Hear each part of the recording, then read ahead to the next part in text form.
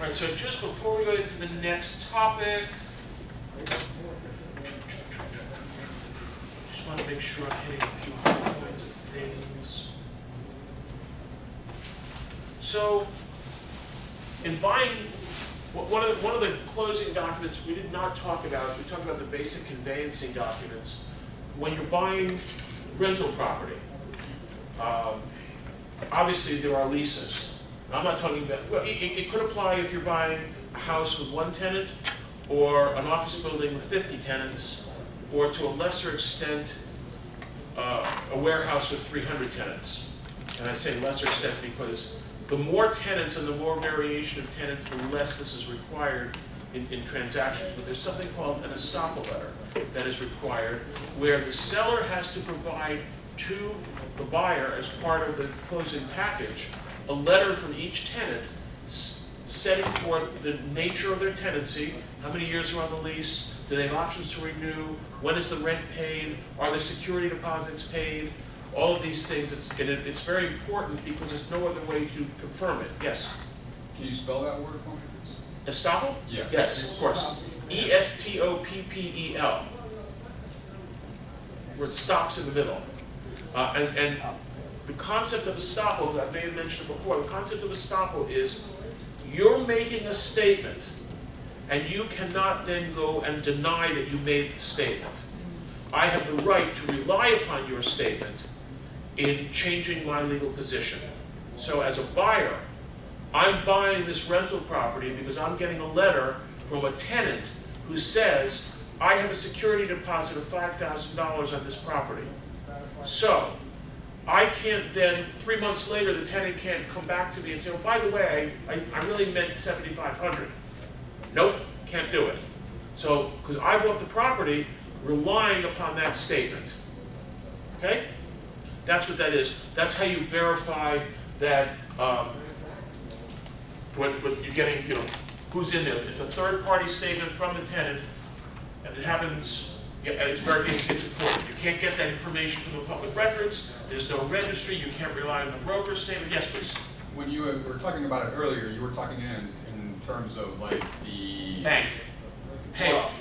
I was talking about the payoff letter. Well, I thought you were talking about where, okay, the seller has insurance on the building and that kind of stuff, and I thought you used the term. Those are probations. No, where I brought up the concept of the estoppel letter before is what you normally think of as what you correctly think of as a payoff letter from a bank has the same effect. But it's called a payoff letter because you're not just getting it for information to confirm that this is the amount. You're using it to actually write a check to extinguish the mortgage. So the bank sends you that payoff letter, and with all the numbers, they say they're due $3,1,260. They can't, after the closing, say, oops, you owe us $3.5 million. They are stopped. Same exact concept. It's just a different purpose, so it's called a payoff letter. Okay, but the stop letter is also being given from an HOA or... Correct, same thing. Yeah. Same thing. It could property owner association, condo association. It's a written statement that says what the state of facts are that the buyer has a right to rely upon. In the case of the buyer getting or the seller for an apartment building providing a statement of rents which he or she has held. That's different. For security deposits. That's very common. Okay, that's a rent roll. That's a situation that is a statement from the seller explaining what's in his books and records. How do you know he's telling the truth? Okay. The answer is you get a confirming statement from each tenant. And it's most important with the security deposit because at the end of the day, that buyer is going to have to account to the tenant to get back the security deposit.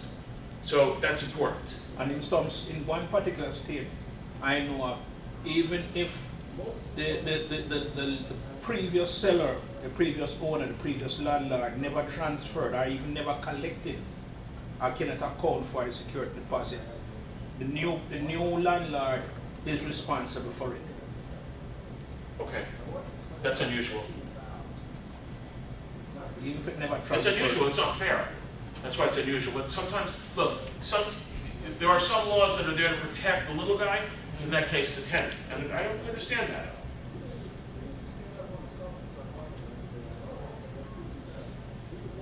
Oh, we may have touched very briefly, did we, last week on the concept of force majeure in a contract? Did we? Where it's something beyond the seller's control? Yeah, we did speak about that. Okay, good. Just It's wanted- like the acts of God, right? Right, exactly.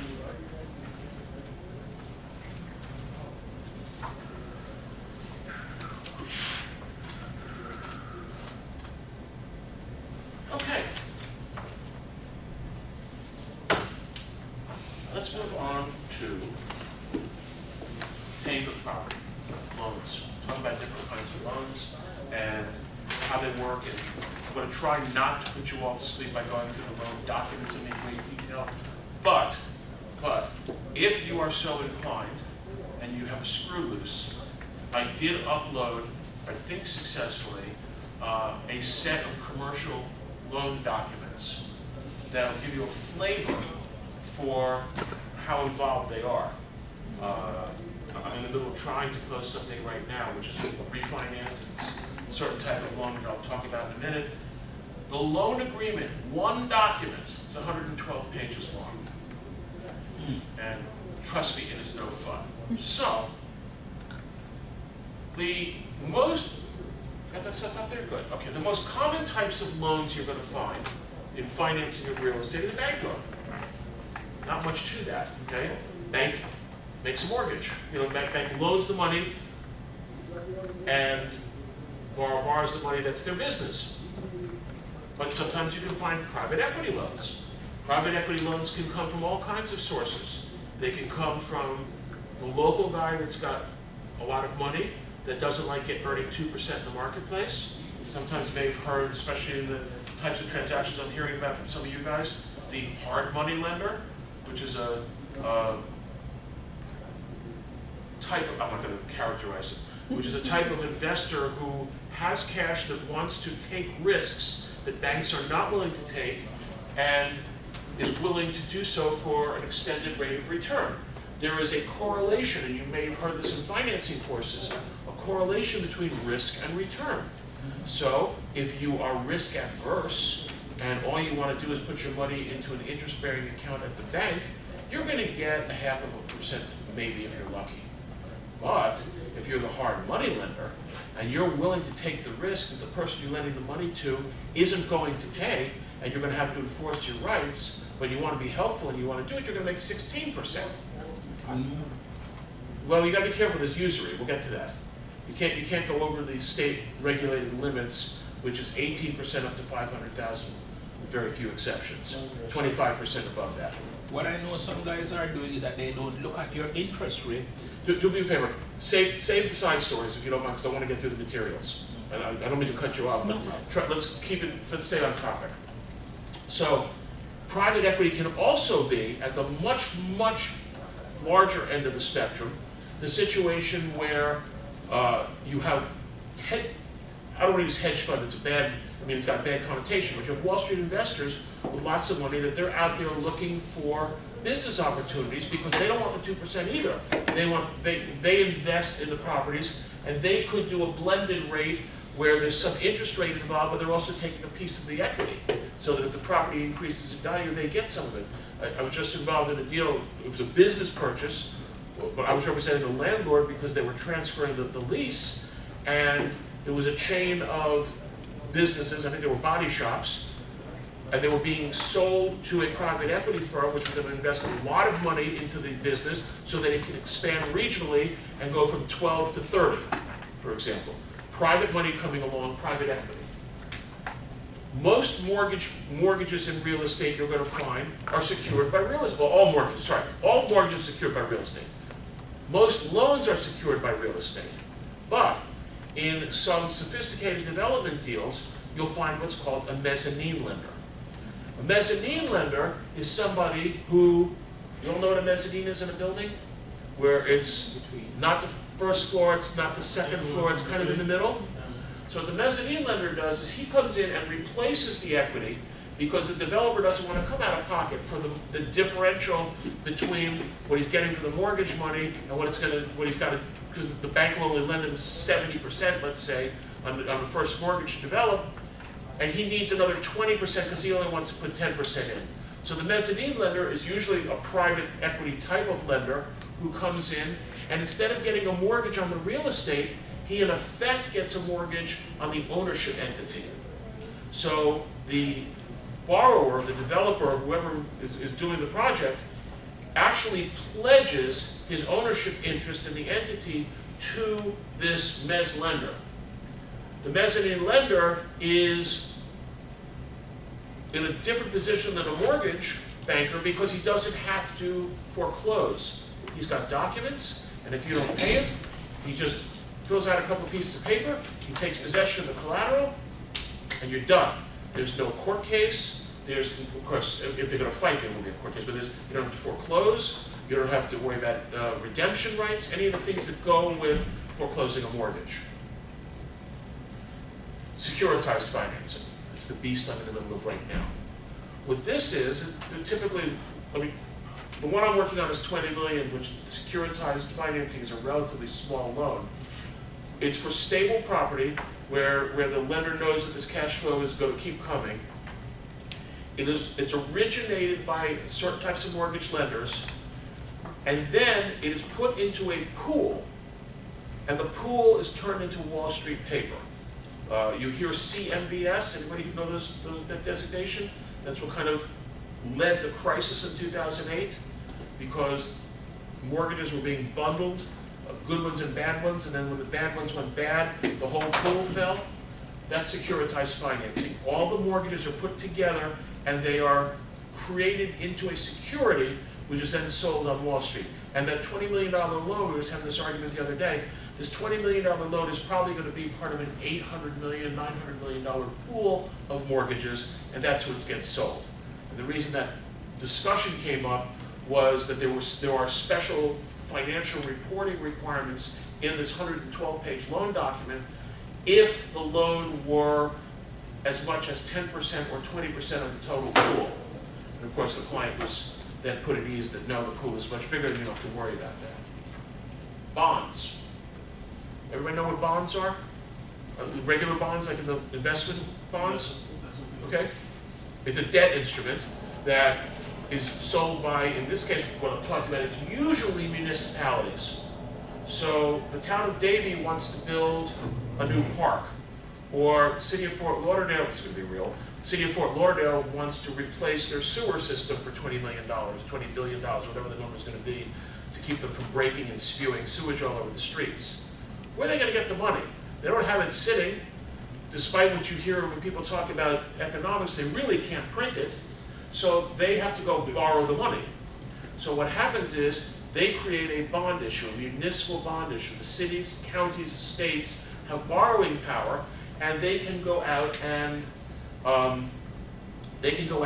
borrow the money, and they sell these bonds. Also become securitized, but it's different because this is a municipal bond.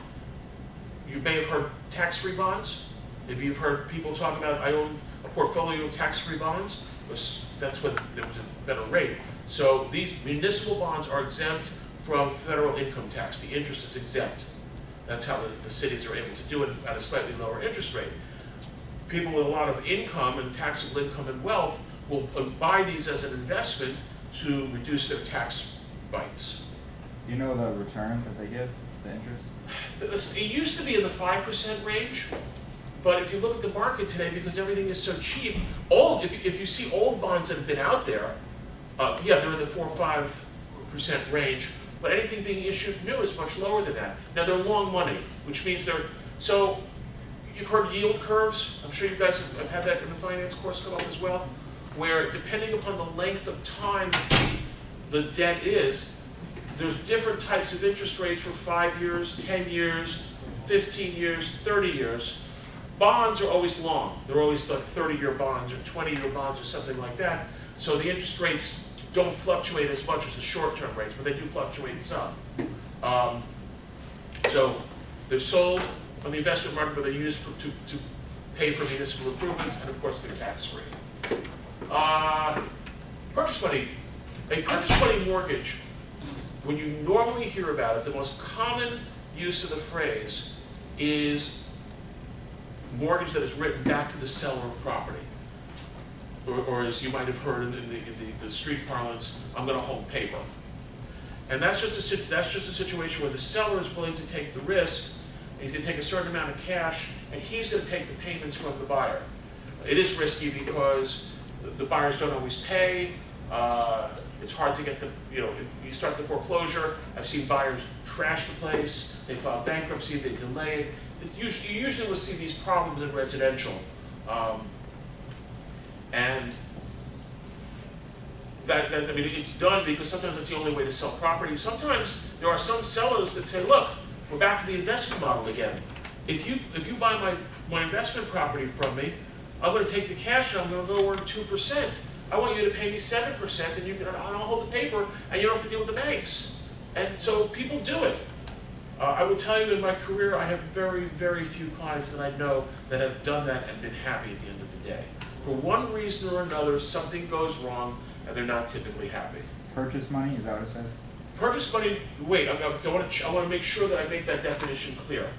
That's where the seller is holding the Seller mortgage. financing? Seller financing, but in reality, a purchase money mortgage, by legal definition, is any mortgage that is being used for the purchase of the property. That's an important definition because when we get to title, that has a priority above an intervening lien. A purchase money mortgage is not only limited to a mortgage going to the seller. It is any mortgage where the proceeds are being used to purchase the property. That's where the wording comes from. Okay, last category. Is anybody filthy rich? Any lotto winners here? Not You're yet. just doing this for fun? Okay. So, there are situations where, it can be for investment. Again, it's the investment model again. Some people can go to family members that have lots of money that are looking for a return and borrow the money that way. It's private financing. It doesn't have to be family. It could be an acquaintance, but typically you see that in a lot of situations. Sometimes it's done for tax reasons. You don't want to make the older generation doesn't want to make a gift, but they want the younger generation to have an opportunity. And it's done, note mortgage, typically the right way, but it's done all the time. Okay, questions? Comments? No? Yes? MSRED is basically a second that is secured. No, a MSRED is a loan that is secured not by a mortgage, but by a pledge of the entity that owns the property. So, yeah, okay, so it's basically a way for someone... Because, by the way, typical commercial financing instruments prohibit a second mortgage. And you have to have special permission to do the mezz loan in those transactions. Okay.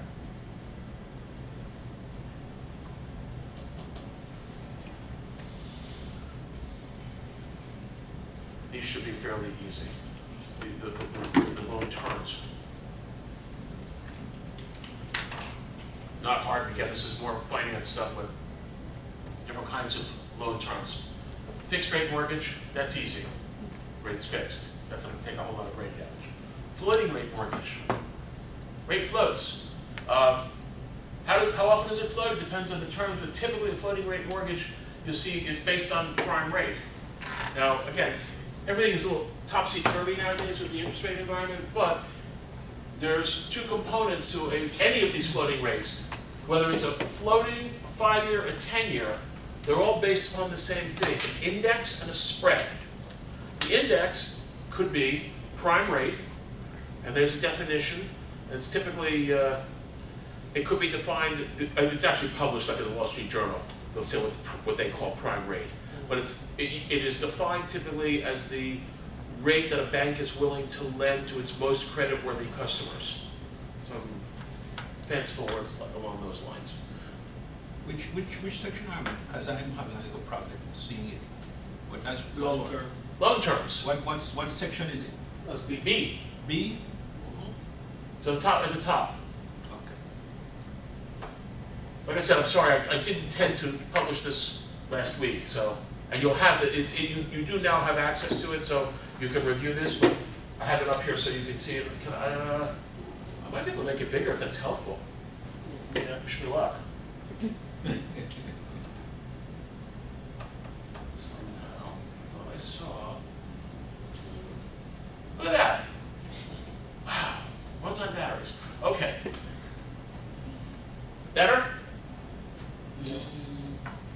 Where are we?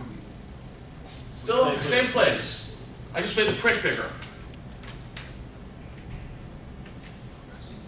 You see the fixed rate, floating rate? The top one? Yep. Okay. Now we're talking about floating rate. Floating rate is comprised of an index and a spread. I was just talking about the index being as prime rate. And typically, you will find that it is adjusted daily as prime changes. Now, we all know prime rate doesn't change every day. You hear, oh my God, the Federal Reserve Board's going to meet and they're going to do something to prime. And you usually get a couple of weeks of the newspapers going crazy because they're going to have the meeting and they're leaking out that they might adjust it. Then they adjust it a quarter of a point. Well, 25 basis points. Doesn't sound like much. I can make it sound inconsequential, but if you're talking about a $100 million loan, it's not inconsequential. You know, when you own the big office building, but although those kind of loans are never floating rates based on this, you'd have a construction loan maybe or a short-term commercial loan, but a large loan like that would never be. So you would apply an index to that, because rarely you're going to see it at prime or at, we'll get to the other rates in a second. The index is a contractually, it's called a spread. Sorry, index is the prime rate. Spread is how much you're going to add to it. It could be 1.5, 2 points, 2.5 points. It varies completely. It's strictly a business negotiation depending upon the market, the type of project, the creditworthiness of the buyer. That's the excess amount over the stated index rate is called the spread. You add one to the other, you get it, and then typically the formula says, especially when they adjust, it gets rounded up to the nearest 1/8 of 1%. That way it's easy to compute. Never rounded down. Banks don't round down. Besides prime, you can have things like a 30-day T-bill, so it'll adjust once a month depending upon that rate. That's pure floating. Now, more common is going to be something that's going to say it'll adjust every 5 years. So you'll have a fixed rate for 5 years, and at the end of 5 years, they will look at the 5-year Treasury bill and add whatever the spread is to it, all defined in the terms. The next component is how, once you establish the interest rate, what's your monthly payment going to be? Well, that's based upon how, it's amortization. How quickly does the bank want the loan paid back? Typically, with the exception of some loans where the borrower is looking to build equity quickly and not owe a lot of money, they could do like a 10 or 15 year straight amortization. A typical house loan is a fixed rate over 15 or 30 years, and it's self-amortizing. That means that you're going to have a fixed payment over the length of the time. At the end of the period, you pay nothing. You don't see that. You do see that occasionally in commercial, usually in a very stabilized project. But the problem is, and you get back to the tax issue, you have two components to your monthly mortgage payment. You have principal and interest. Interest is tax deductible. So it helps reduce what you're paying to the government, and it offsets your revenue. Principal is just the opposite of depreciation. It's money coming out of your pocket in cash when you don't get a tax benefit for it. Some smart real estate investors look at the amortization component, the principal component, as putting money into the savings account, because effectively you're building equity. As you reduce your loan balance, you own more than the bank owns, so that's better. The length of the amortization, whether it's a 10-year amortization, 15-year, 20-year, 30-year, is going to depend, it's all math, is going to bring down the amount of the monthly payment, and that's strictly cash flow. They don't want the payment to be too big, so you get a combination of an amortization and a balloon. Commercial mortgage loan, they give you a 20-year amortization, but it's going to have a balloon in 10 years. That means while you're making your payments over the 10 years, you are reducing your principal balance, but not nearly as much as it would reduce if it was self-amortizing over the length of the loan. And at the end of the 10 years, you have to pay them. You have to pay them, either sell the property, you write a check out of, or actually wire the money out of wherever you have it, or you refinance it.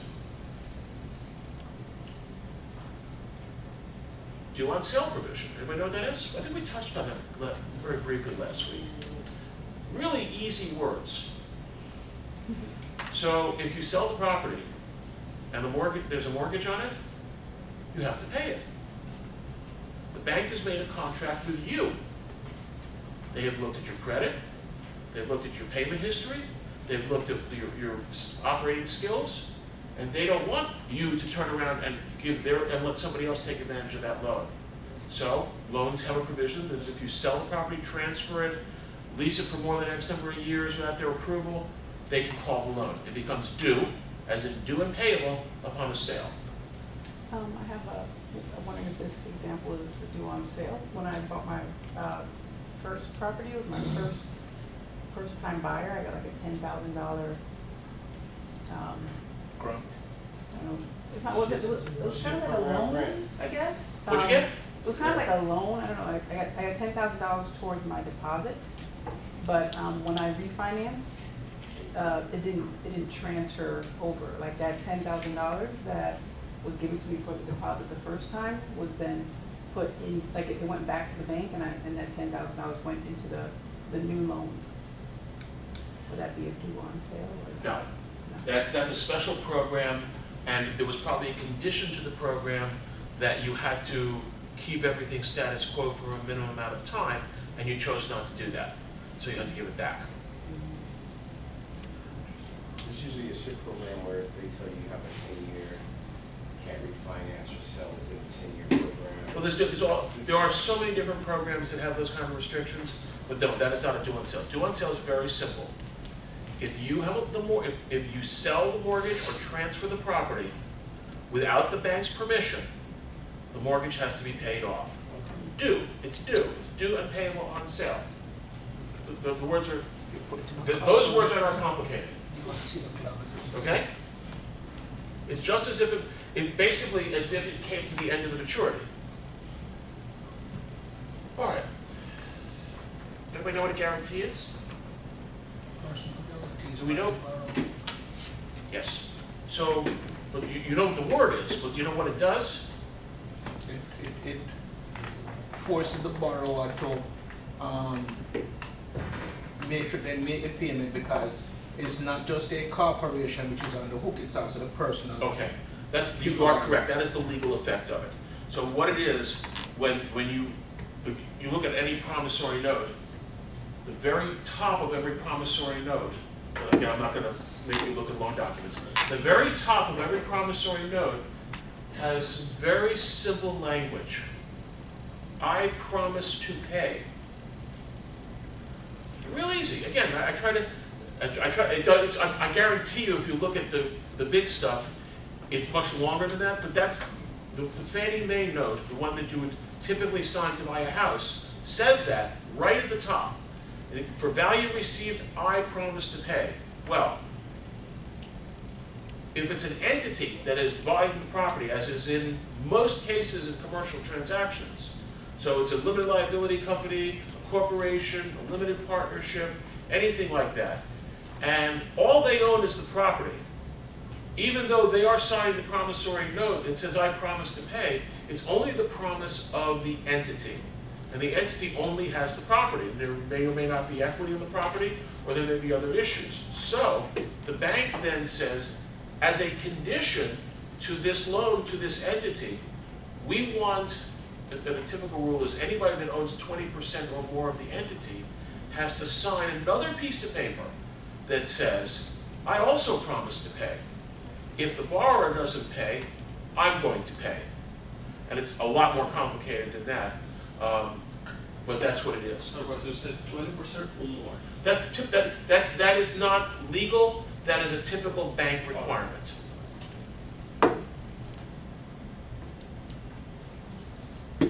Cross-collateralization. This is a simple one as well. I mean, these are all concepts that you're not going to see in residential. You're going to see in commercial. I have a client that owns multiple car dealerships, and they do most of their financing locally with one bank. And every time they buy a new facility, or they build something, or they borrow money on another piece of property, the bank has an agreement that says if you default over on that one, it's also a default over on this one. Because we have this big facility with you, this credit facility, and we are loaning you money on every property that you have. You know, we have this relationship, but if you go bad over there, everybody's cross-collateralized. So if that property over there, nothing personal, if that property over there loses its value, so that if we have to enforce our rights is against that property and it's not worth what you said it was worth, we also have the right to come and take some of this property until we get paid. It's cross-collateralization. Blanket mortgage, What's that? blanket mortgage. Not so much. Similar. Different words, yes. Okay. Blanket mortgage is one mortgage that covers everything. This is multiple mortgages with a separate agreement that does this. But A you little don't- different. You don't want that as a buyer. Well, this is, we're way beyond the individual investor buying the small property. I mean, This is, even big stuff, no? True. you don't want that. And you But can just buy it in different entities, no? no. In my example, every single property is in a different entity. Right. But, which means that the loan document, the signature blocks look like this, and the description of the parties looks like this, as opposed to like this, because, again, it's a credit facility, basically. They're each individual loans, but the lender wants to make sure that all the properties stand behind all the loans. Has to be the same lender, right? In that case, yes, it is the same lender. I have a question. So basically, I'm not gonna go into that. All right. So basically, I saw sometimes where a person will own several different properties, and that's different from a blanket loan. You're saying like several different properties, but they all look like they're under one lien. That would be a blanket loan, right? Is it really one lien? Is it one mortgage? You know, this is public record, so they're gonna tell you. They're just showing you that all the I've seen it where a mortgage company will list like 20 properties by one owner up for foreclosure. Could be either. See, you're looking, you're down the road a little bit. You're in a foreclosure process. Maybe it is cross-collateralized, and maybe they haven't paid, and maybe they are going to foreclose on all of them, or maybe it's one mortgage on all of them. From what your example doesn't have enough information to know how it was set up. It just, but the end game in that case is the same. If one of them goes bad, it can take down the whole house. Okay? Just to repeat, the cross collateralization is having multiple mortgages on multiple properties. Correct. Whereas a blanket mortgage is One mortgage on multiple one properties. mortgage on multiple properties. Kind of unusual. You don't see that much. True. Some private guys do it because they just get the whole soup, you know. A corollary to a cross-collateralization is a cross-default. And that may be where all the mortgages are separated, and all the notes are separated, but it's one owner of all the properties. And there's a provision that the bank says between the different transactions, each transaction is separate except for the one document that says, hey, if you default on this deal, it's a default in that deal as well. And that's used in a lot of cases, forget the type of financing I'm talking about here, that's used more in a situation where you have two arrangements between the parties, and it's the good property and the not so good property. And you want to make sure that they perform on both. It's also used in leases. I did one not too long ago where it was a lease for an industrial building and a lease for a storage lot, a block away. And so we put cross-default language in the two leases so that the tenant couldn't perform one lease and walk away from the other. Because the landlord owned both properties, wanted to make sure both leases were being performed. That's different. That doesn't allow you necessarily to foreclose on both of them. It could if it went down, not in the lease situation, the cross-default in loans. It just says that even though the loans are not tied together, it's a contract between the borrower or the guarantors if there are multiple borrowers, and the bank that says a default in one is a default in the other. So what's the So that's difference? gonna I have don't- one lender then? Oh yeah. We're talking, these are situations, the cross-collateralization and the cross-default is when you have a business relationship between let's say, what I'll call a borrower group and one lender. Ultimately, the borrower group is controlled by a person or a group of people, but it's all the same, even though they have multiple entities, because everybody owns their properties or businesses in different LLCs or different corporations. So what's the difference between the two? They seem very like hand in hand, basically the same thing. One actually ties the properties together. One just ties the contractual obligations together. One actually says that if you go into default on this property, that property also stands as security for this loan. It could be a separate loan, secured by both properties. Okay. Across default says if you go into default over here, this loan is in default also, Okay. which not only means that the property is at risk, but you got to pay the money back. That's the difference. Okay. So the other document, the other concept that we have in commercial mortgages, and in some more sophisticated residential, is the assignment of leases and rents. That is a loan document. You'll see it in your package if you, like I said, if you want to look through it. But basically, what it does is it pledges to the bank the income from the property as additional security for the debt. It also gives the bank the right to come in and take over the operation and take over the position of the borrower and collect the rents from the tenants. When we get to the foreclosure stuff, there's also a concept of appointing a receiver. That's actually a court-appointed person that literally takes control of the property from the borrower. But the assignment of rents is a step before that, where it's a contract, it's a loan document that says, I'm giving you, the lender, the right to the rent from the property as collateral. When the court appointed, is that typically under bankruptcy? No, it's typically done on foreclosure. Does bankruptcy affect homestead? That's random, but she brought Very it, random. She brought it up though. And Who? she just mentioned bankruptcy. But not from homestead. Yeah, I know, but like, I was curious. No, I don't think, no, it shouldn't, they're unrelated. Like if someone goes through bankruptcy, they can't come after their personal residence? Bankruptcy is not an enforced, a residence is exempt from enforced sale. Okay. Bankruptcy is a different concept.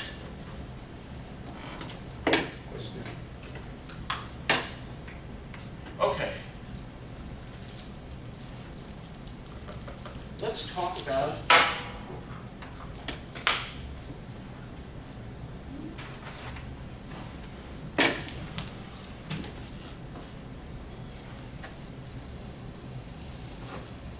what does a mortgage do? What's in a mortgage? Other obligations that are contained in a mortgage besides the most obvious.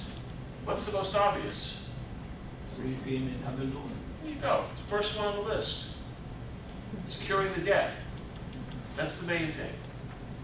But the mortgage has a lot. If that were the case, then why would a mortgage be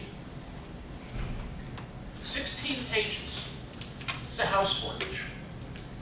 It's a Fannie Mae, what they call a uniform instrument. This is what you sign when you go to buy a house from a typical bank loan. 16 pages. Why does this have to be so long to secure a debt? Cover all the bases. What's that?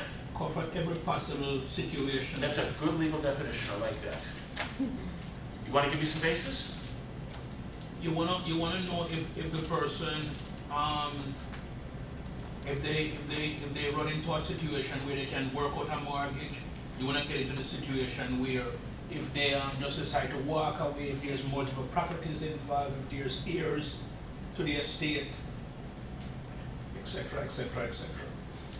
Like the due on sale stuff, right? So you sell the property, now you have to pay my mortgage off, right?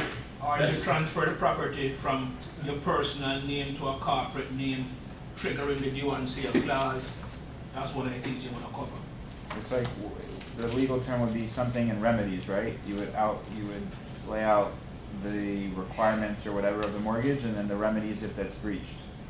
I mean, it's a default, yeah. The word that precedes it is defaults. You have defaults or default and remedies. First, the default is the bad act, what you don't do, and the remedy is what the holder of the debt is entitled to. But there's other issues. Get away from the definitions for a second and talk about some of the other issues.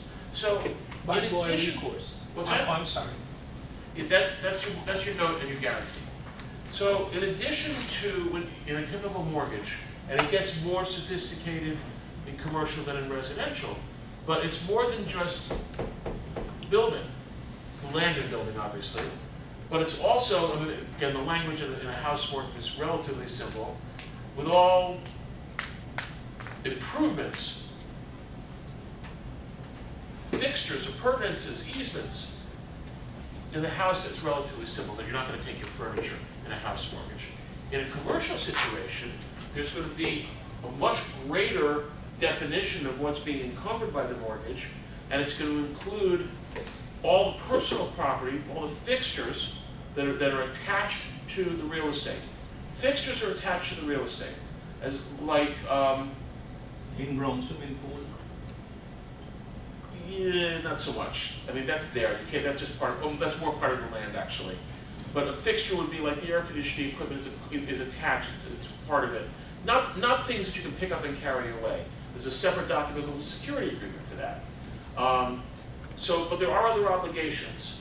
There are really only two things. If you have a properly recorded first mortgage, there are really only two things that can adversely affect that first mortgage from the bank's perspective. Two bad things can happen. Number one, the real estate taxes. No, real estate taxes can come ahead of a mortgage because that comes from the state. Therefore, you'll see in most mortgages an escrow for real estate taxes. That means that the bank is going to collect with its monthly payment of principal and interest 1/12 of the amount of real estate taxes for the year. They're going to keep it in an account and they're going to pay it out. Very common in residential, semi-common, not so uncommon in commercial. It depends on the type of loan. Some lenders will waive it for the right borrower. If they're comfortable at the end of the year, the borrower is going to make its payment. It also depends on the creditworthiness of the borrower and truthfully the amount of the real estate taxes. I mean, when you're dealing in commercial properties and you're talking hundreds of thousands of dollars in real estate taxes, the bank might not be as comfortable in letting hoping that the borrower's going to have the money at the end of the year unless they're a super healthy company. So real estate taxes is one thing that can come ahead of the priority of a mortgage.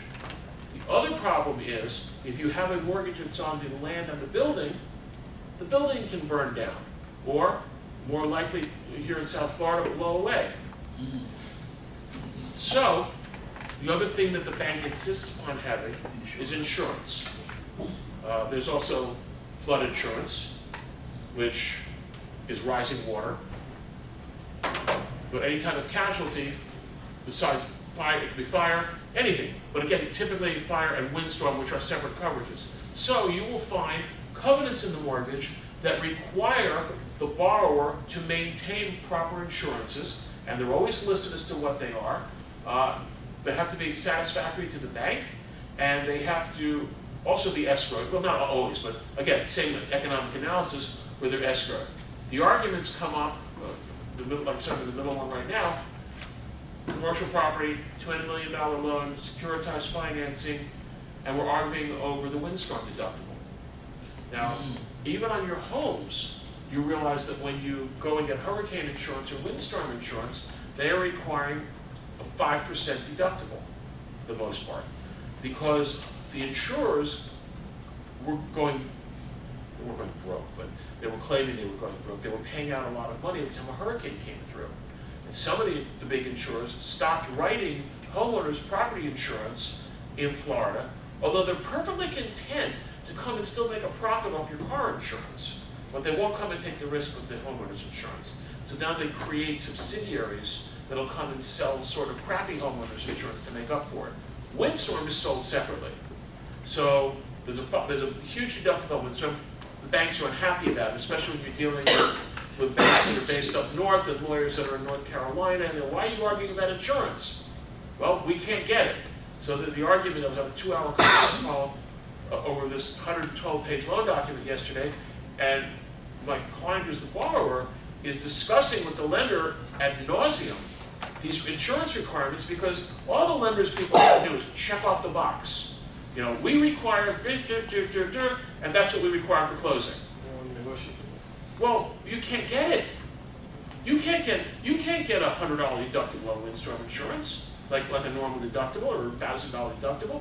You go to any insurance agent and look at any windstorm policy, they have this huge deductible because the insurance companies cannot take that great a risk because of the amount of loss that occurs when a storm comes through.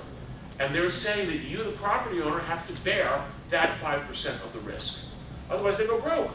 Question for a second. In the mortgage also, will they include the direct the reserve for capital expenditures?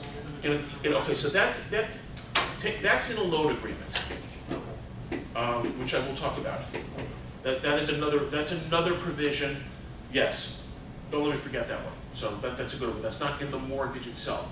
The mortgage is dealing with the contract about the real estate. Like I said, the payment of the debt. You also want to know, the bank sets forth their rights as to what they can do with the money when they receive it. Believe it or not, you would think that when you send your mortgage payment in, it's going to go to pay down your note. I mean, that's the simplest, most logical thing. But the bank says in the loan documents that if they've had to lay out money, either because you haven't paid your taxes, or you haven't paid your insurance, or you haven't repaired and they have to do something, that they can first take the money from your payment and repay what you didn't do properly before they apply it to your promissory note, because they are protecting themselves. The money that they're allowed to advance is money to protect the collateral. It's a basic right, because remember, when the bank loans 80% or 70%, it's not on the dirt, it's on the improvements for the most part. It's on the building. Whether it's a house or an office building, it's on the improvements. So if you let that property deteriorate, if you don't do what you're supposed to do, and it starts to fall apart, the value of the collateral decreases, and they're no longer secured, and they're not going to be able to get their money back out of the property. So they have, in addition to them having the right to make you take care of the property and do all of these things, they also have the right, if you don't, to lay out the money. That's all contained in the loan documents. Talked about the insurance. In the Fannie Mae form of mortgage, which is a residential mortgage, you make depending upon the type of loan, but typical, if it's an owner-occupied, it actually says right in the body of the mortgage, the borrower shall occupy and use the property as its principal residence within 60 days of closing. And that's a standard loan document because they're underwriting it and giving you a rate based upon the fact that you live there. In commercial property, the best loan for a bank, the one that they like the best, is owner-occupied property.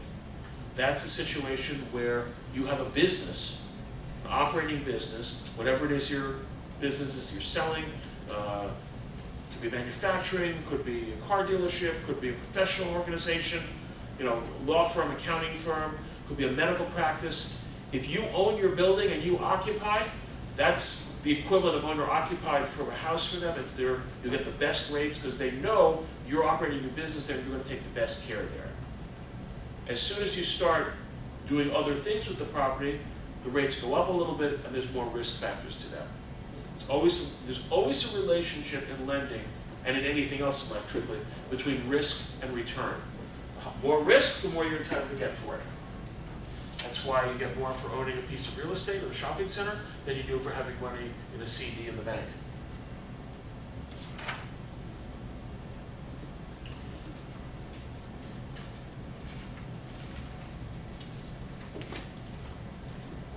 Okay. Anybody know how the mortgage process starts? Right. Application. So there's a covenant in the mortgage that says that the borrower is in default, which gives them the right to call the loan, if you lied on the application. If you gave false information, false documents, anything like that. Because they relied on all that information in making the loan. But isn't that a criminal offense? Isn't that also considered wire fraud if you lied to a borrower? Leave that wire, we leave that word out. Bank fraud, not wire fraud. Okay, bank fraud? Could be, depends on what it was, but if you gave bad information to induce them, yeah, it's bank fraud. But they're all, but that's criminal. We're talking civil. Right now, we're talking about enforcement rights. Yeah, but I'm saying, like, Yeah, it's also a federal crime to lie on a bank application. correct. So it's not only a double whammy, it's a double But whammy. it's only if it's a big situation, big money transaction that they're gonna go after you. It don't matter what it is. You're not gonna go after someone if you have 50,000 in a house. No, somewhere. it don't matter what it is. Unless you wanna make a statement to the world, you know, use cross, who you give it to your double. It You're doesn't gonna matter. spend what, That- 500,000? I would not rely upon that policy in making your loan applications. No, I'm not talking about me, I'm talking about, I'm you just know, telling you, there are 309 The people. DA in this country, they always want to make an example. Trust me on that. Like, there was a case, Chris Christie tried this case where there's a young lady in New York, New Jersey. From Jersey, Chris Yeah. Christie, yes. She paid all the money back, and they still charged her, took all her, everything she had, because she was Why lying not on make their an example? applications. And she Well, did. no, because giving the money back doesn't make the act of fraud go away. She didn't pay all the loans that they charged on. It doesn't They all matter. were paid back. It doesn't He's matter. He's the president of that concept because It you doesn't pay matter. In the case he's talking about is someone who goes around and takes people properties and stuff like that. It does not matter. You have This to- wasn't one you house can't we were cure a talking. crime. You could cure a default. So in your example, you have a loan default, okay? The loan default is lying on the loan application. The bank says, okay, loan is due and payable. They paid the loan back. They've cured the default. Did they still lie on the loan application? Yes. Did they commit the crime? Yes. You can't undo that. I understood. You can't put the bullet back in the gun. I understand.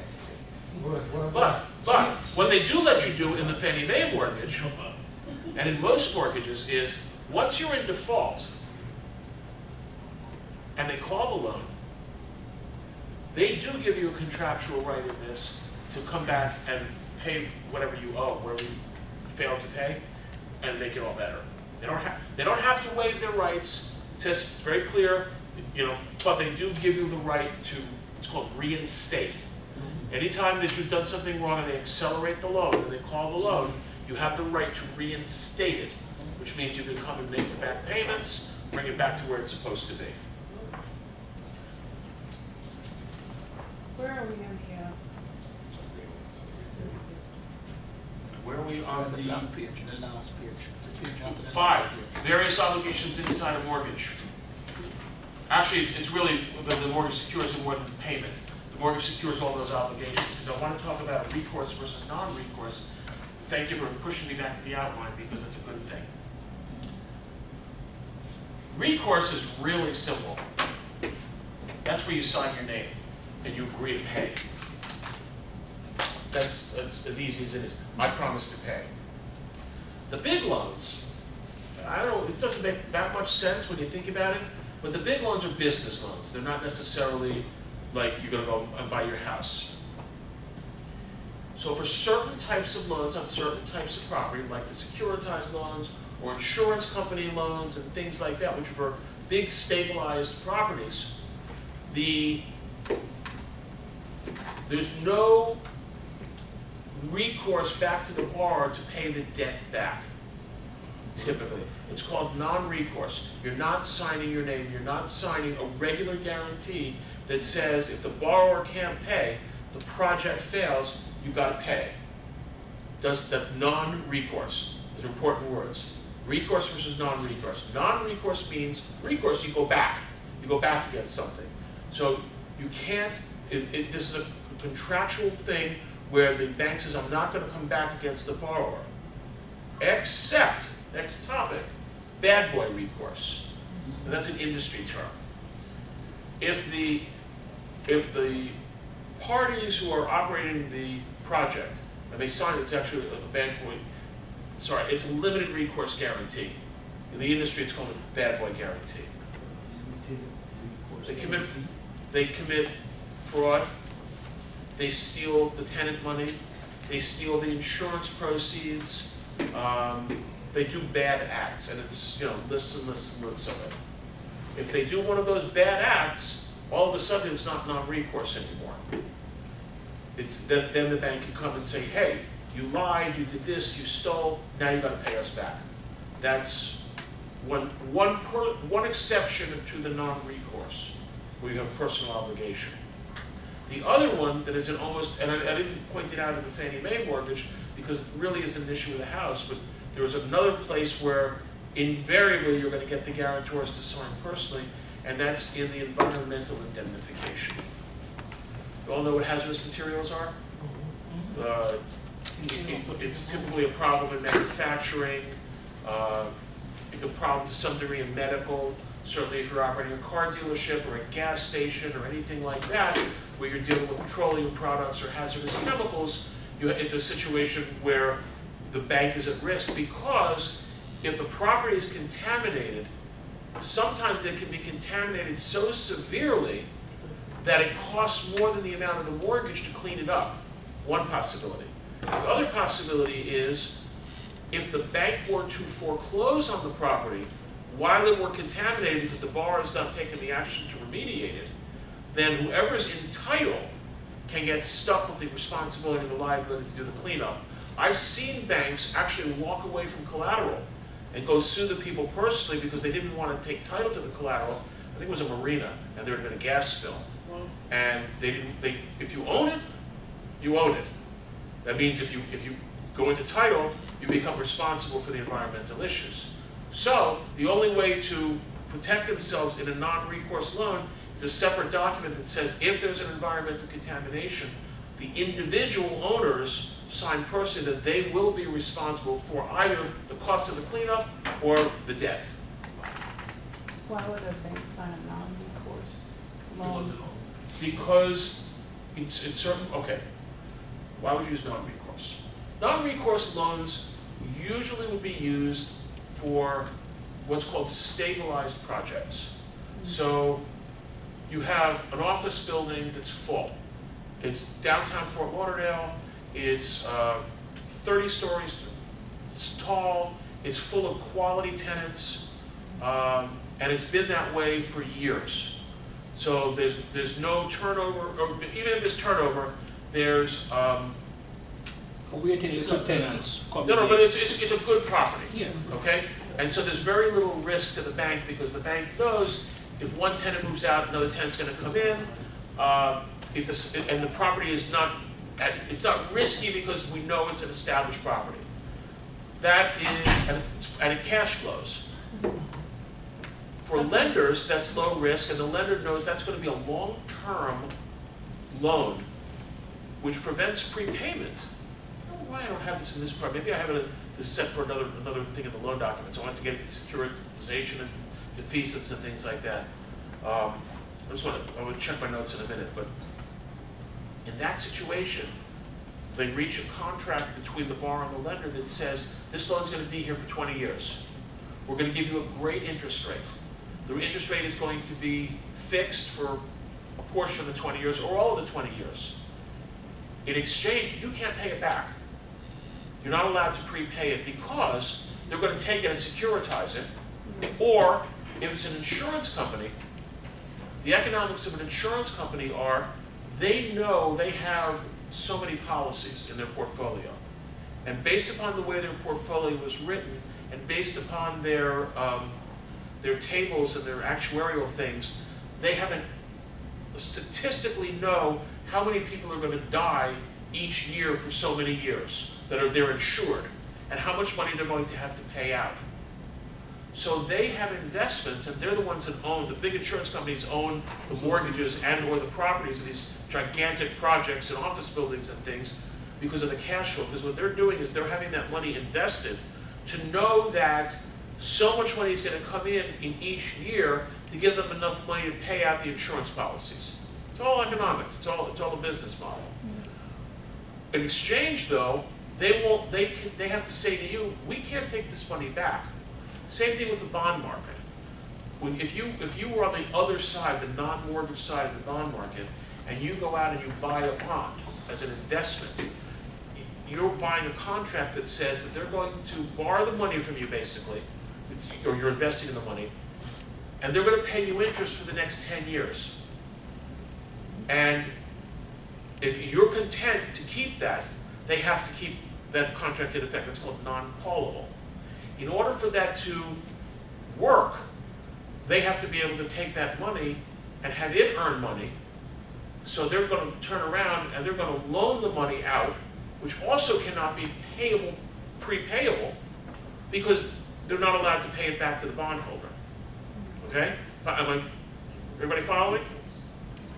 So what happens to the property owner that's got one of these loans that wants to sell? There's absolutely a bar on prepayment, or maybe it's a huge penalty. Well, prepayment penalty, I'll talk about that in a second, but there's a bar that says you cannot prepay it. So Is that legal? That's not legal. everything's legal. So everything's legal when you agree to it, except murder. So it's not true, but I mean, these are all by contract. So there's something called defeasance.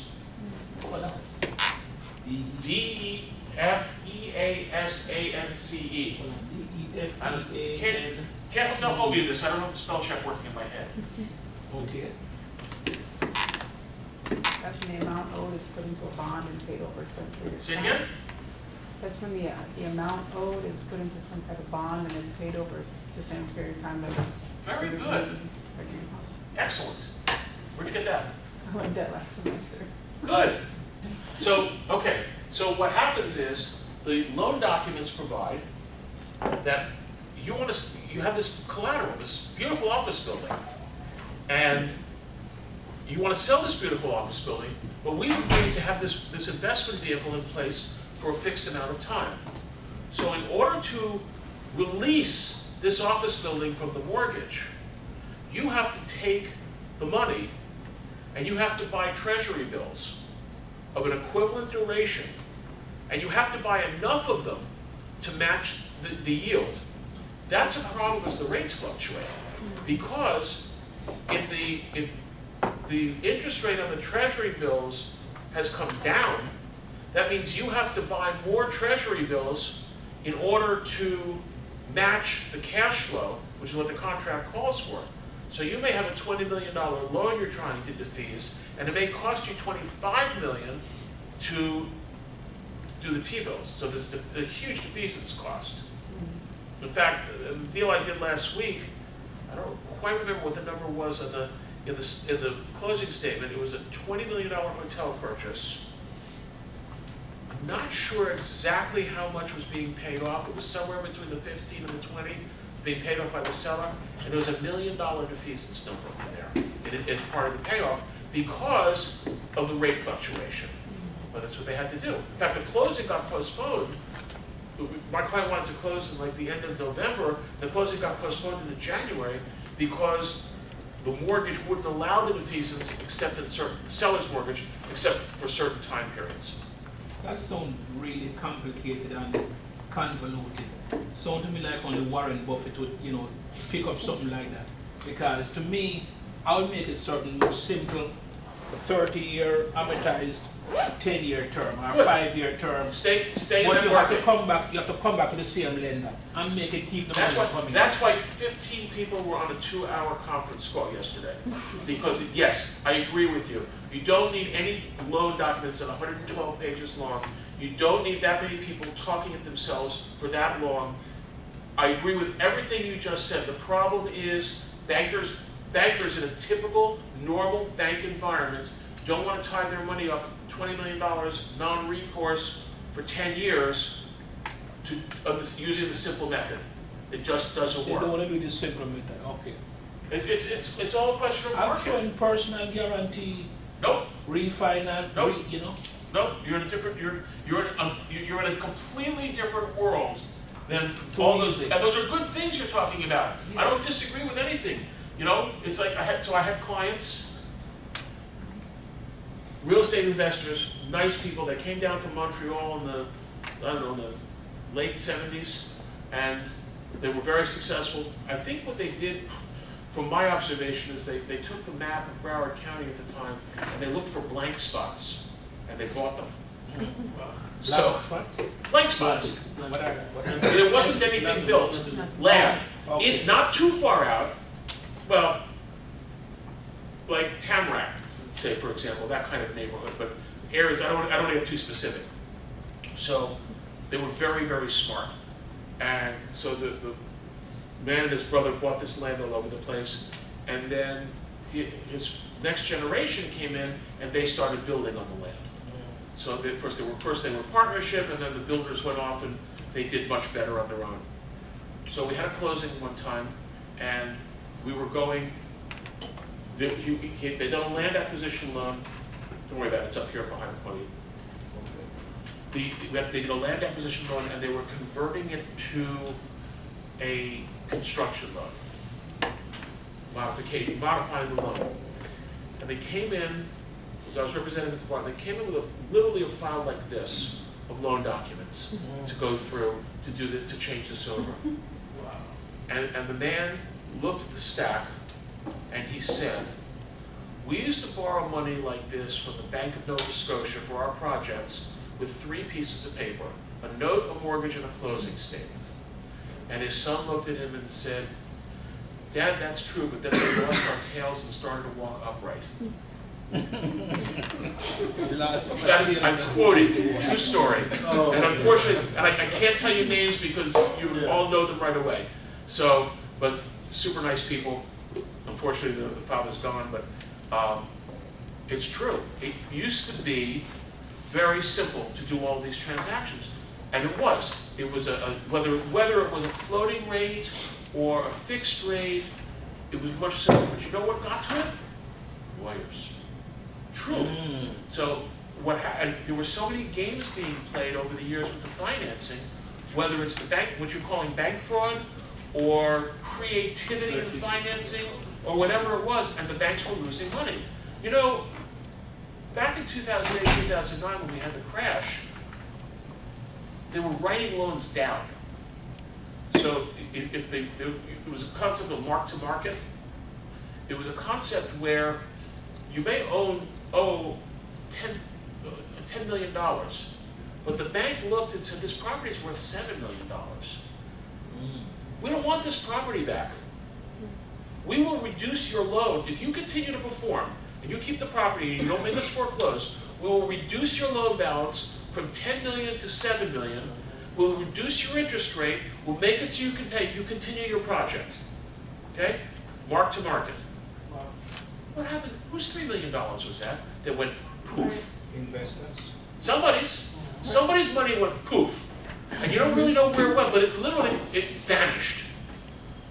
Well, when that happens once or twice, all of a sudden, your 3 documents turn into 30 documents because the bank doesn't want to let that happen again. They want the right, for example, to monitor how you're doing. And I mean, the reporting requirements in this loan document that I just was going over, do you all know what debt service coverage ratio is? I know you've been in finance stuff. Okay, so we're arguing over the debt service coverage ratio. It happens to be an interest-only loan. So when the borrower is complaining about how high the debt service coverage ratio is, they're explaining to him, we underwrote this on an interest-only payment. Your debt, if this was amortizing, you'd be at a 1-to-1 ratio. And you're complaining because we have you at 1.5 to 1. Well, I wanted a 1.2. No, you can't do it this way because if you did a 1.2, you'd be an 80% amortized ratio, and obviously that's upside down. It just goes on and on with the reporting requirements and how often the statements have to be given to the bank and the quality of the statements. And we're arguing over whether it has to be GAAP counting, certified audits, what the quality of the CPA, how big the CPA firm. They're every little detail. Yeah, it's not that it's bad. It's they're having a problem. Why would a borrower want a lower DCR? Oh, I'll tell you why. That's a good question. He doesn't want a lower DCR, he wants his income to be higher. But if the covenant says, if your DCR falls below X, then the bank, then it's called a springing sweep event. Great, the words, they just make, I swear they make the words up. Because, and I'll give you another example in a second. So what happens is, if the DCR falls below a certain level, the bank now takes control of the cash flow. And they come in and all the money goes from the tenants to the lockbox. The bank then pays themselves first and monitors all the other things that gets paid into before the borrower can have a nickel. And the borrower loses control of the property. So, this client, who's been in the business for 40 years or more, has been through recessions where instead of it being a great cash flow cow, which is what it is, if there's a recession and he's at 40% occupancy, he's worried that if the ratio is too high, they're going to take control over it. That's why the argument takes place. Who mentioned replacement reserves? I want to jump back into that. I mentioned, yeah, capital. Okay, so, again, and I apologize because I don't have this on here, but I'll find it, and I must have put it in a different area. I wanted to talk in depth about some of these sophisticated financing things because, you know, your house mortgages are nothing. To learn about mortgages, you got to, especially if you're doing a program like this where you hopefully are going to be working with bigger deals and bigger transactions. So, in addition to your monthly payments for principal and interest, or in this particular case, interest only, and your tax escrows, and your insurance escrows, they have a replacement reserve escrow because they have analyzed, and this is what the lenders do on these big loans, they actually have a team of engineers crawl over the property and determine when specific components, how much life is left, when is that building going to need a roof, when is that building going to need an air conditioner, how much life is left on the stucco here, when is it going to need to be repainted, and they do a schedule to say, okay, we want you to put X thousands of dollars a month into the replacement reserve. Another reserve that they have should be called, this is where I said they make things up, it should be called a tenant improvement and leasing reserve. Instead, it's called a rollover fund. Don't ask why. Because I said, why don't you just call it what it is? And the lawyer's answer was, well, it's because it's CMBS fund. Meaning they make things up. So the rollover fund really is just, it's an amount of money that you put in each month so that if you have a vacancy and you have to fix the space up to put another tenant in there or pay a commission to a broker, there's a sum of money to tap for it. Now that fund, the reserve fund, they won't cap because they have the engineer report saying that you're going to have to do this, you're going to have to do that. The rollover / tenant fund, they said they were willing to cap, and if you need to make repairs and the other fund is insufficient, you can actually roll over, that's where they got the name, you can actually roll over the money into the replacement reserve for extra funds to go into there. Is that based on the income of the property, right? Which? A percentage, the last one, the rollover. No, it's based upon, this is a peculiar property. This is a warehouse property, mini warehouses. So there's 300 tenants. It's like storage spaces, more like, right? It sort of, except in the mini warehouses you have more operating businesses than storage. Storage is easy, storage is a box. This is where you have people like fixing things and, you know, like Johnny One Truck, repair guy, has to have an office and has to have a place for his stuff. The small plumbing supply company, the plumbing repair, the small electrician, the little guys that need to have a base, but they're not going to go and rent a huge space. So it's a mini warehouse. So. One big car garage with an office. Correct. The smaller ones, but there's bigger ones too. So they know that there's going to be X amount of turnover because they have all the historical records. So that's where how they determine that you need to have X number of dollars in this fund to be able to pay if this tenant moves out to clean the place up and get it ready. In that case, I don't know, would it have made it too much easier if they simply use the cost of tenant improvement, right? And then tack it onto the rent and prorate it over a year or something like that? You're talking about a lease. Well, you have a new tenant, the old tenant. We're not talking about a lease. Wait till we get to leases. We're talking about requirements of a loan transaction, Right. okay, where the lender is requiring the borrower to put money into an account. No, I understand the concept. 'cause I Okay, used so to what do you're some of that stuff. suggesting that the tenant Instead, improves his own instead, space? of, instead of having the fund, since it's taking so much time to work it out and, you know, so much effort and resources, I would simplify it by using the concept of what goes into leasing in residential space and use the whole thing and save time and money and words and all that good stuff. How are you protecting your lender? The lender will be protected by the new by the increase in rent of the new tenant. How are you going to pay to fix the space up for the new tenant and pay the brokerage commission to bring the tenant in? Where's the money coming from? Didn't thought about the broker yet.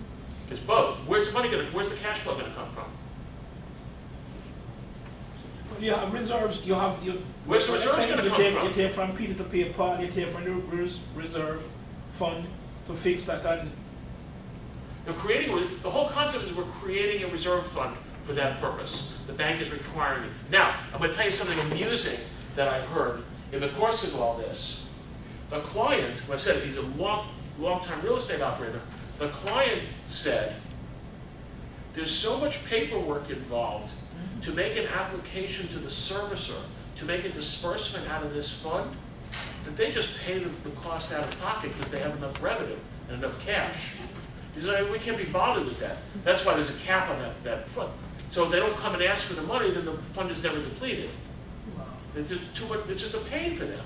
So, but people don't underwrite deals at, like, how does that work? So you're underwriting a deal knowing that you're gonna have like 200 grand, 300 grand in an account, and then you're just paying interest on that money if you're borrowing it? Well, you're not borrowing that money. Well, I mean, like if you were raising equity or something, and Well, when you say underwriting, are you the lender or are you the investor again? no, the investor.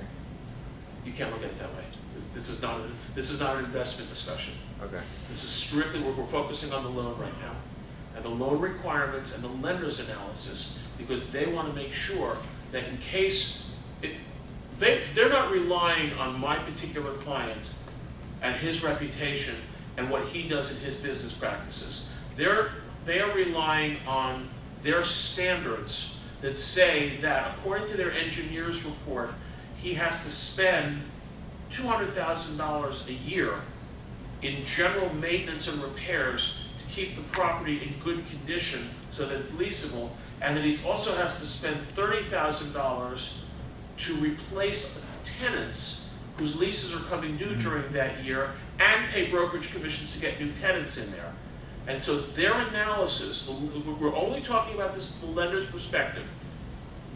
We'll talk about other perspectives on different topics.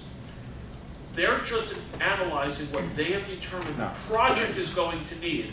And rather than trusting the borrower's business operations, they're putting money just like taxes and insurance. They're creating reserves for replacements and for leasing. So they're reducing the risk of default in a way. They're reducing the risk of default, and by reducing the risk of default, it makes the underwriting better from their perspective, and they can give a lower interest rate. And that's why people tolerate these complicated loans. Because at the end of the day, it's all about the monthly payments and what you're earning on the money from the revenue from the business generation, from the rents, compared to what you're having to pay to the bank. And if you're talking about 25 basis points on $20 million, it's a lot of money. So that's why, where does it come from? It can't be unaccounted on the investor's perspective. Like if he's underwriting a deal. He's not an investor, it's a refi. There's no underwriting going on here from the investor's perspective. Oh, it's a refinance? Yeah. And the only thing you'd be doing to underwrite it, you'd say, okay, you can look at your cash flow. So you're going to have to know in your cash flow how much per month you're going to have to lay out for your replacement reserves. Exactly. Oh, okay. So you're taking a It's portion. a monthly payment. Okay. It's a monthly payment. It's a monthly payment that you're putting into an escrow account. Correct. And honestly, all you're really doing, if you think about it, is you're taking it out of this pocket and putting it into this pocket, because during the course of the year, if you need to fix something, you get a little paperwork, but they're going to take it back out of this pocket where you've been putting it and give it back to you to fix it. Oh, okay. I misunderstood. Unless you have enough money from your operation. If it's minor stuff, you're going to do it yourself. But if it's a roof, for example, they're going to come and say, we need $100,000 for a roof. Okay, yeah, I misunderstood. So you're going back to the bank and trying to. If you have enough money, coming from the project, and you're not distributing it all, then it's okay. Then you don't have to go back to the bank every time unless it's a major item. And the bank has to approve the items.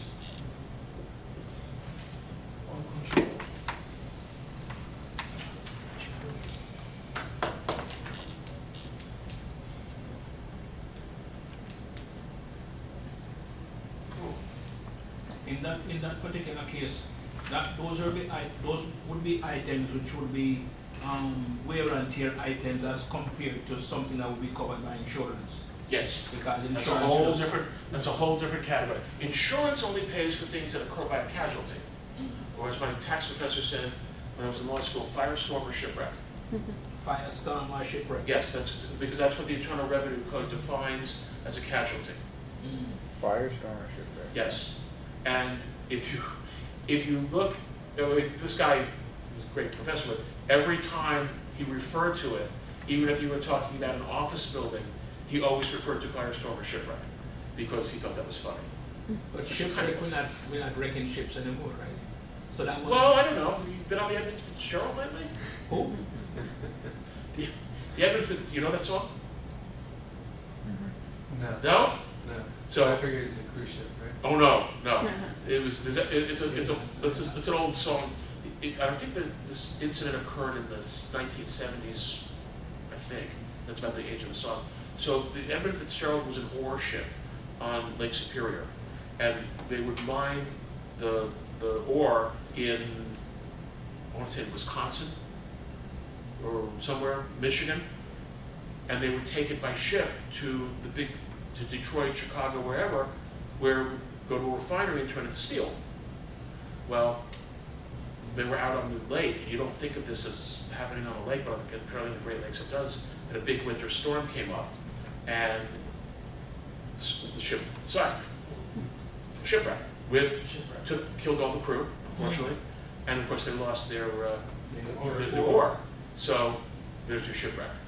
So yeah, I mean, something happened actually with a couple of cruise ships in the Caribbean in the last 3 weeks, not a month, whatever, where they just touched. Where they hit the boat. They just, I mean, come A on. little more than touch, it took out like, Yeah, I don't know, I was watching the video and it was like part of that balcony was, Oh, like really? hanging there and stuff. It was a big ship. What, you didn't see them? Let me tell you something. I don't know if any of you spend any time in downtown Fort Lauderdale, but along the New River, where boats are docked, normally when you dock a boat, you put bumpers on the boat, between the boat and the dock, so as the boat moves in the waves and the wind, it doesn't damage the boat banging up against the dock. Along the New River, all of the boats have bumpers on the outside because there's so many crazy people on the river and large and small vessels where the people don't know what they're doing, that they will bump into the boats that are docked. It gets very narrow to the point where some of the big things that are having to go upriver to where the boatyards are, they get towed. So it happens. You don't expect it with cruise ships, so that's a little. Plus the Let's bridge be a little more professional. The bridge is down more often, so they're just kind of waiting there in the water. Yeah, that's not very easy. Yeah. Because it's not like you put your car in park. Because if you put your boat in park, the water is still moving. And so, As big as a boat being in park. You have it tied up. well, wait a minute. I'll give you one exception to that. I don't. Even with the anchor on the ground. Or part of the bottom. What do you say? Parked in the Even bottom. with the anchor there, you're good. No, wait, guys. There really is one exception to that. I know it sounds funny, but there is a boat that goes around the river, the waterways, and it's a fuel boat. And what it does is it comes to the people's yachts and delivers fuel. It has what looks like two masts, one in the front, one in the back. But what actually happens is, when it gets to a place, the motors take the giant steel poles, and they come down, and all of a sudden the masts appear to get shorter, and there are things going down to the bottom. And it hits the bottom and locks the boat in place. It's in park. There are things that builds the docks too, right? What do they call those? Barges. Barges, the barges part too. They have to put the ground. Oh, that's important. Okay, My sorry. boat may have to get really stabilized as thing, right? To hold it. Hold the boat. Yeah, my boat. I may have to get something that holds it. I never thought about that yet. So without going through the individual loan documents, I want to talk a little bit about important relationships between the loan documents. I'm just going to look at one thing. I want to, bear with me a second.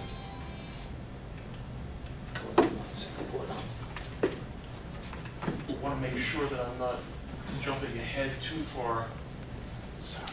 I do want to make sure to discuss okay.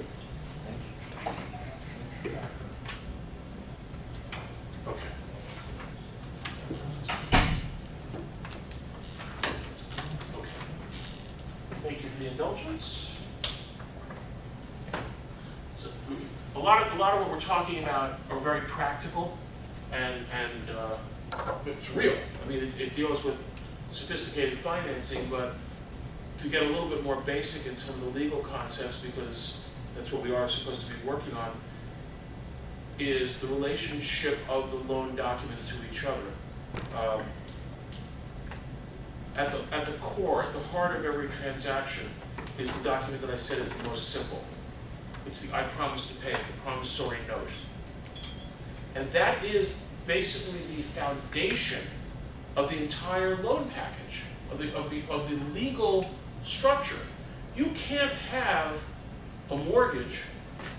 A mortgage has no life without a note, with a few exceptions. You can have a mortgage secured guarantee, but that's, we're going to discuss that. So the mortgage follows the note. Very, very important concept. The mortgage follows the note. The mortgage, the assignment of rents, the loan documents, the security agreement, the financing statements, all these fancy things. Well, yes, well, I've gone through a whole bunch of covenants and a whole bunch of things that are important that we want the borrower to do to protect the lender. But it's all there to support the I promise to pay. Because once that debt is paid off, once it goes back to zero, there's no more business relationship between the borrower and the lender. All the other documents, the mortgage has no life of its own without the debt. So the legal concept is that the mortgage follows the debt. And all the other documents that we've been talking about, all of these guarantees, whether recourse or non-recourse, the environmental indemnifications, the security agreements, the financing statements. Financing statements, by the way, are a UCC financing statement or any security agreement that's not a mortgage is, in addition to the mortgage covers the real estate. These other ancillary documents cover the personal property. Again, commercial.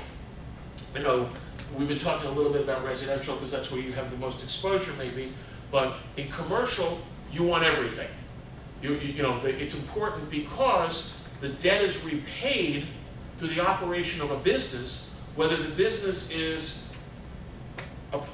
manufacturing, excuse me, sales, or rental, you still have to have the personal property with it. Sorry.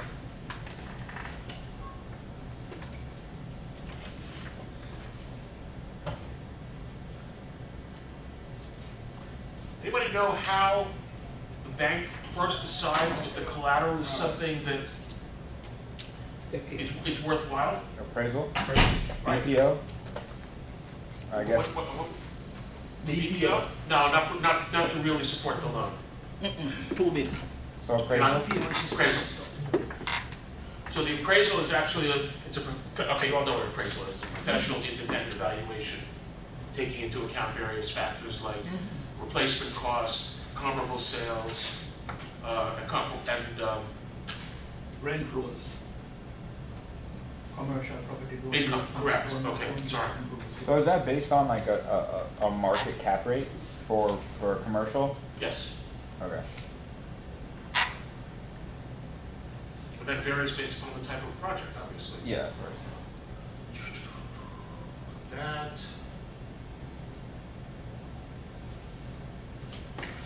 Title priorities. Okay. So, forget the defeasance, forget the securitized for a minute now. Somebody I know brought up the concept where the bank makes an agreement with you for a long-term fixed rate loan. And because they have allocated assets to make this loan, and they're counting on the income from this loan in their business model, they don't want you to come back and pay the money back to them because you think you can get it cheaper somewhere else, which is true, and it happens in a falling interest rate environment. So, how do they protect themselves? One of the things, and I heard somebody use the phrase earlier, is called a prepayment penalty. No, it's not. You know why it's not illegal? What's that? It's agreed.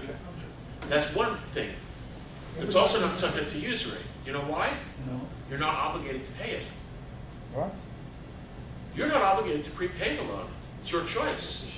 Oh yeah. That makes sense. Okay? So interestingly enough, so prepayment penalty can be a couple of different formulas. Number one, they can say, if you prepay the loan during the first year after it closes, it's 5%.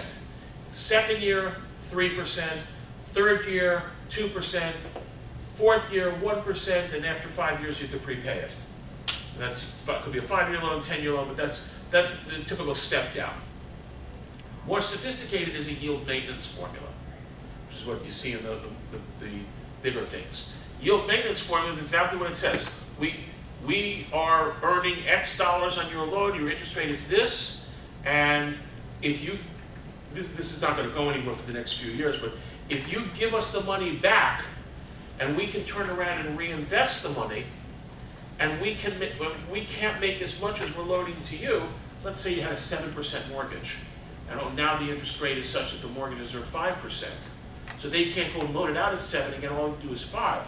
So you agree contractually that if for the privilege of prepaying it, you're going to pay them that differential based upon the amount of the principal you're paying them back. You're going to give them enough money to make up for it. Now you can absolutely ban prepayment.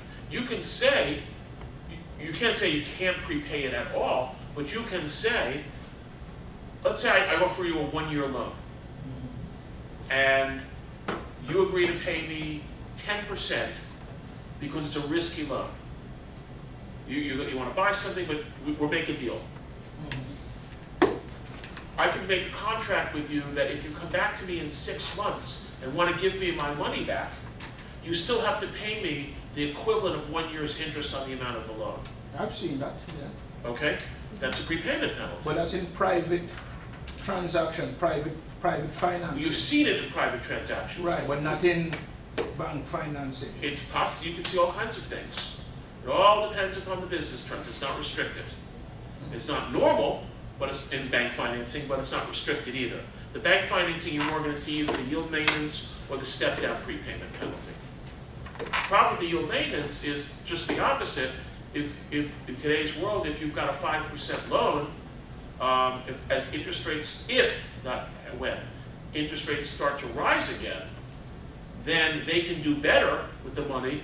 When they do the formula, there's going to be no yield maintenance formula. And then why would you prepay them? Because your money's going to cost you more unless you want to sell the project. In that case, you might find something that says yield maintenance, the greater of yield maintenance or 5%, which can hurt, especially with a big loan.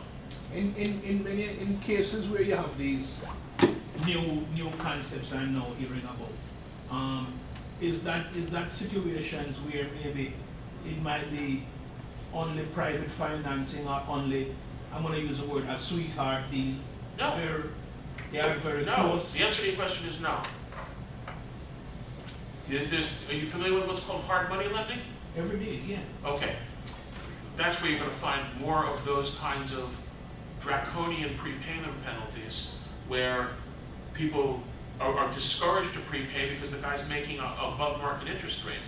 And that's what he's going to say, I'm putting my money out, I'm putting my money at risk by making a loan to somebody that doesn't have great credit or collateral that's not wonderful, and therefore I'm going to charge 12% interest. And because I'm taking this risk, I'm agreeing that you're going to pay me 12% interest for a year, whether you keep the money for a year or not. Right, but I'm talking about some of the other stuff because as a private lender, I'm making more money keeping my money in circulation and keeping it to go and borrow for an extended period of time. So what's my advantage then in this case for giving these type of stuff which I'm requiring one borrower to keep it for a longer time when I'm really losing money? With all the points and extra fees I can charge up front.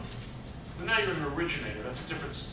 That is a completely And I different can business. throw in that as part of my stuff because who are you as a borrower to question what I want to put in? I make more money throwing in, you know, a 2% origination fee and stuff like that, which I charge normally anyway, plus my points, plus my interest rate.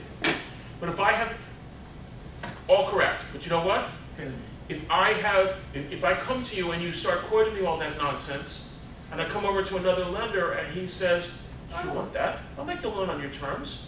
I'll give you I'm going to charge you a half a point higher interest rate, but forget all that nonsense. I'm going to come here. I don't want to play the game, so I'll come to a better lender. So I find a special borrower like me, no money, no credit. Different business. It's all different business. You know, And the guys the who stuff, go the to stuff hard I'm money talking lenders, about is a completely different league. people who go to hard money lenders, options are limited. So that's why they go there. Question, Professor, you know, I'm new into this field system. Which one is the one that gets recorded for the public record? The mortgage. The mortgage. And sometimes the assignment of rents, and sometimes it's the UCC. Well, usually the UCC, but always the mortgage. And by the way, the assignment of rents can be in the mortgage, but most of the lenders are trained in the Department of Redundancy Department, which means that they require both documents. Extra credit for the trouble. So you'll find so much duplication in documents, but I haven't figured out whether the lenders have been burned and they have specific issues, or if the lawyers are just papering it to death because it looks good to the lender. So the other one doesn't get recorded because of the details of the No, when we get into title and things like that, when you put things in the public record, you're providing notice to the world that you have an interest in the property. And just like the bad notice of interest that we were discussing earlier, but with the mortgages and deeds, it establishes priorities. Who comes first? Whoever gets to that courthouse first is ahead of whoever gets there second. You've heard of first mortgage and second mortgage? It's priority, it's by time.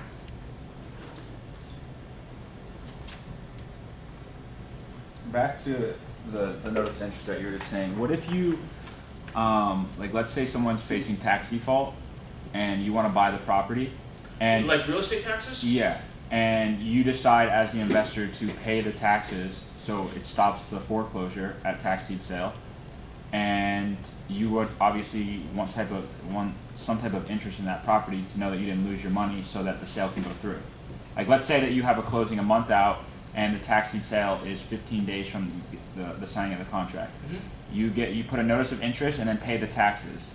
Is that a viable reason to put Why would you put a mortgage? Huh? Put a mortgage. For a mortgage?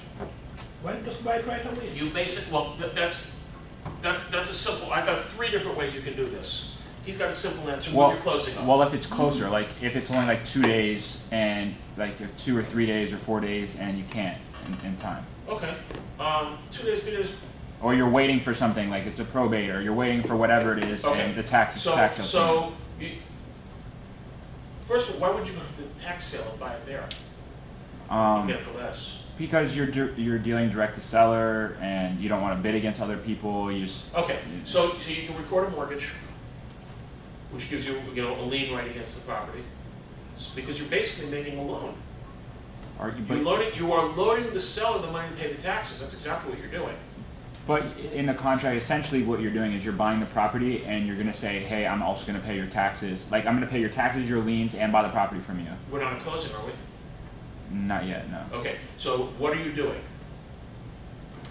Paying on their behalf, Which is called a? I guess a loan. So why don't you just keep it vanilla and record a mortgage? Yeah.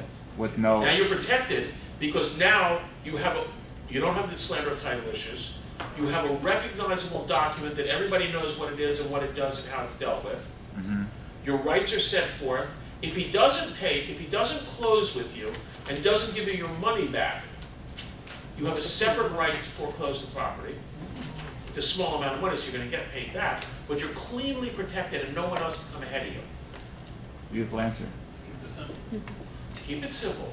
KIS. I'm really trying to get you away from that notice of interest nonsense. I mean, me too. I mean, it's just what I see other people do, and if it's not correct, then obviously I don't want to do that. It's not, because what is it? Just too complicated. I mean, I guess it's a loan. I mean, but you're not asking for repayment, so that's why my No, mind you doesn't are go asking there. for repayment. What happens if he doesn't close? What happens if the closing doesn't occur? Well, You're as a making part, gift. you're agreeing to pay his taxes.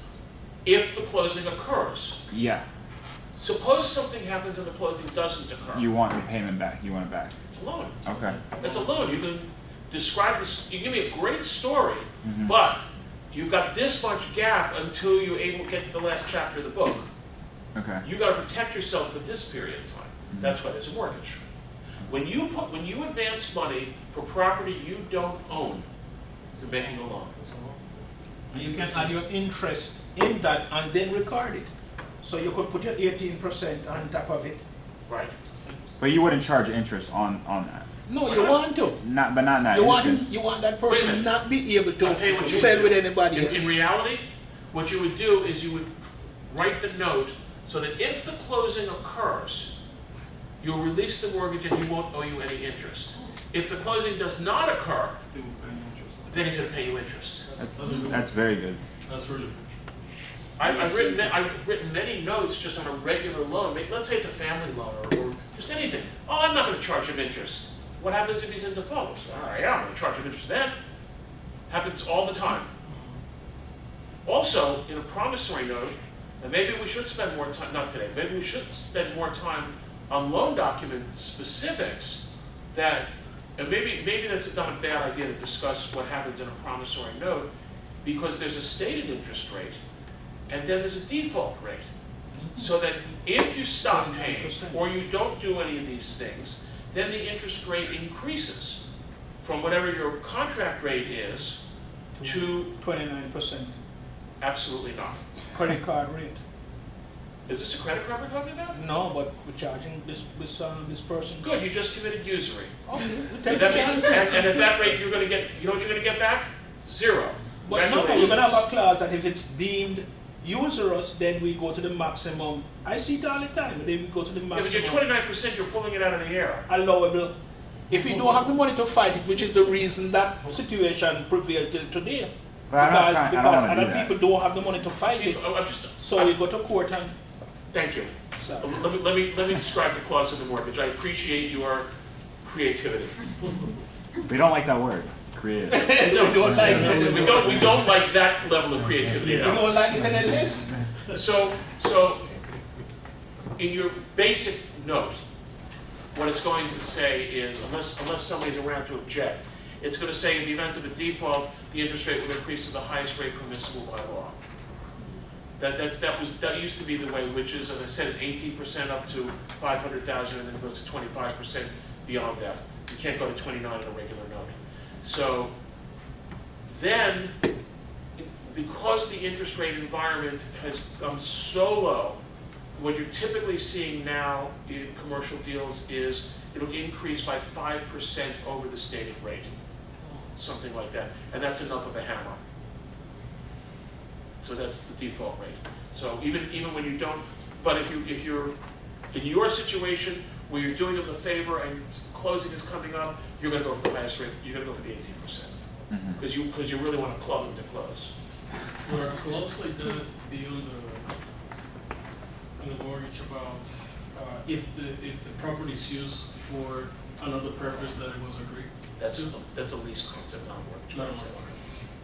mortgage. Unless you get into the illegal purposes situation in the mortgage, which you do have. Like there's some banks that absolutely will not allow a dispensary or any cannabis-related use, and that will be a default. In fact, one bank, when the client asked if they could put a dispensary in the shopping center, the bank said, not only can you not have a dispensary in this shopping center, but if you put it in this shopping center, we will call this loan and every other loan that you have with us. Because they have cross-default. I was referring to something like that. Yeah. See, if the lender has the power to do it. Oh yeah, because banks are federally insured, and we will. I do promise a cannabis lecture. I do because I do leasing in that area. But so banks are federally insured. They are regulated by the federal government. Regardless of what the states pass, it is still federally illegal. So banks can't loan on it. The insurance companies can't insure it. The big insurance companies. It's still federally illegal. So why aren't they coming in and shutting everything down? Why aren't they? Yeah. They are. Because Some of them. no.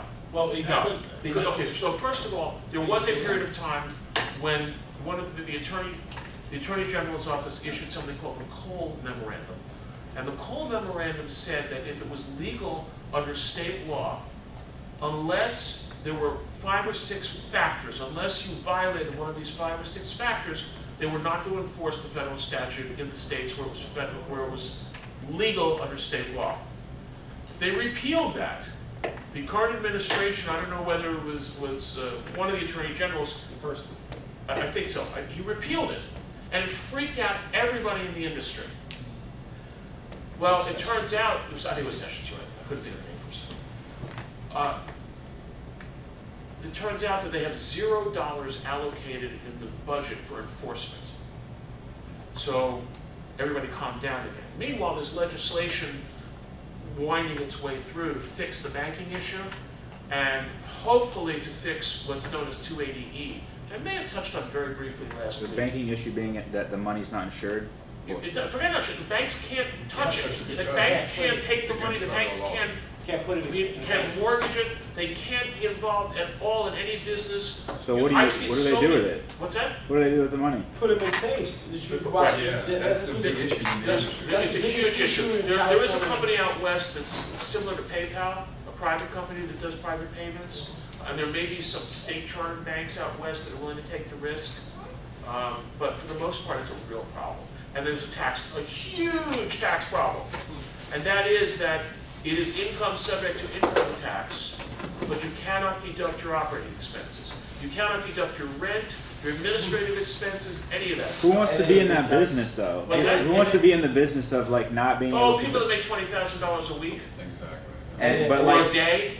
And then the killer part is I that you guess, have yeah, I all guess that. it is. You have the city tax, the state tax, because some of the Well, charge. so it's all the taxes. Yeah, so- Absolutely. I just don't. They're making a lot of money. If you're watching the documentaries, they're making a lot of money, but they have a lot of problems with that money that's coming along too. They have problems with securing it, paying taxes on it. So one guy I was watching, he was like, yeah, he's making $1 million a month, but he's paying like $750,000 in taxes and everything else to keep the 200 bills. So the convention in Colorado, I mean, but I saw Oh, a that- rate of one of the highest. 150 a month.